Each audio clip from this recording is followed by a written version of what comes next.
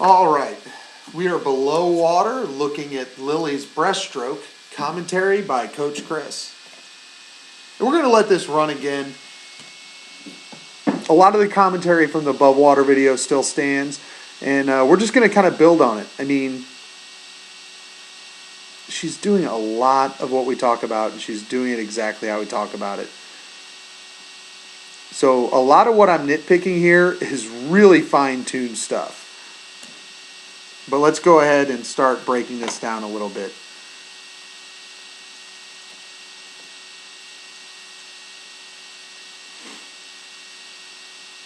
So one of the things you're going to notice as you do, as we watch this breaststroke, is as she extends,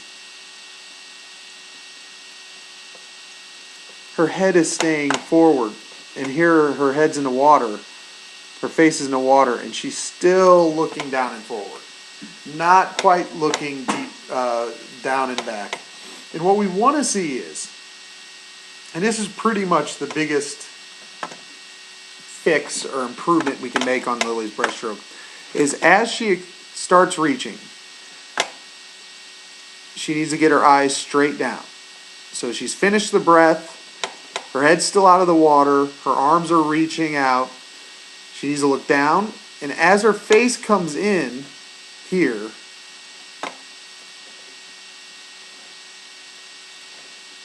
she wants to look underneath herself. She wants to look down and back. And what that does is it gets the head out of the way. Right now, with her head up, it's stopping her hips. When her kick finishes, it's keeping her hips low in the water. And you can see right now, even as good as her body position is, even as good as her kick is, she's still got a fair amount of space between her hip, of water between her hips and the surface.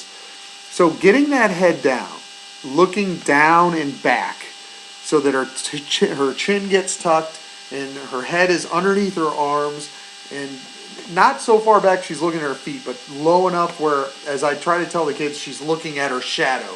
If she had a shadow directly underneath her from her swimming, that is what she would be looking right at. Somewhere around the belly button would be perfect. And so looking down and back would let her head get out of the way so that when she finishes this kick, her kick would be able to drive her hips up even higher. And when those hips can move like that because the head's out of the way, the end of the kick generates a lot more power.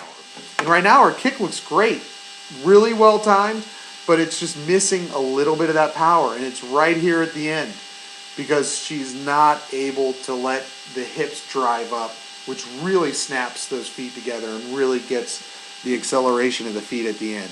And you can kind of see as we frame back and go through again, accelerate, and then here things are kind of slowing down instead of snapping together.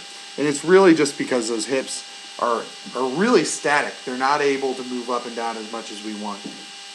And that's because that head isn't getting down. Now, if you watch her kick, one of the things she does great, here you see her hips go forward as she comes up and loads a kick. There, her hips drive back. Great ankle flexibility, really good positioning, loading the kick. So, the last piece of that puzzle is just getting that head down so that the legs can do their job and the hips can get up to the surface and really get high.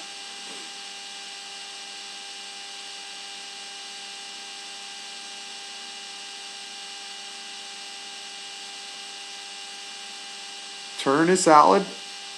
A little bit over rotation. Here, her knees are kind of angled down toward the bottom.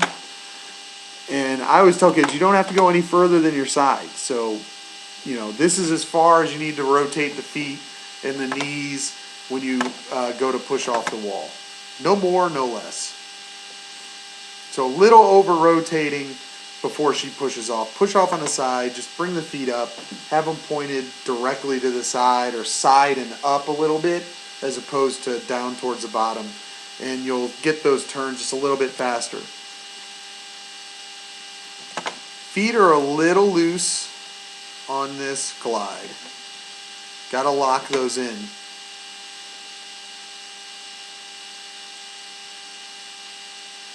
Nice sweep. So the pull-out's really, really solid. Still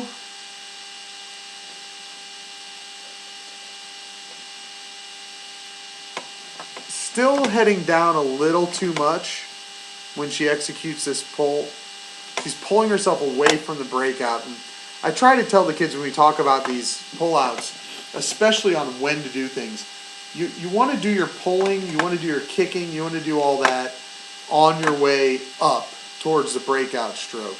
Now, if she adds that dolphin kick at the beginning, that dolphin kick can be while she's flattening out and starting to come up. And she doesn't have to worry quite so much about being towards her breakout that way. But that pull needs to be a little bit more on this path going up. Her sweep and kick is in the right direction. It's just the pull is still on the way down. She needs to get around the corner and start rising up before she does that pull. And here she's underwater and her head's up. You know, this is just putting on the brakes right here. So keep the head down until you hit the surface. And then on that first stroke, that's when you look up. So for the breakout, head should be down, head should be down, head should be down. Now the head lifts as we break the surface and get going forward. Really solid fundamentals. Head positioning is a lot of what she needs to work on, and we actually talked about it the other night. So this is something that hopefully reinforces that. But get the eyes underneath you. If your face enters the water, look down and back. And then when you hit those turns, make sure that you're not over-rotating.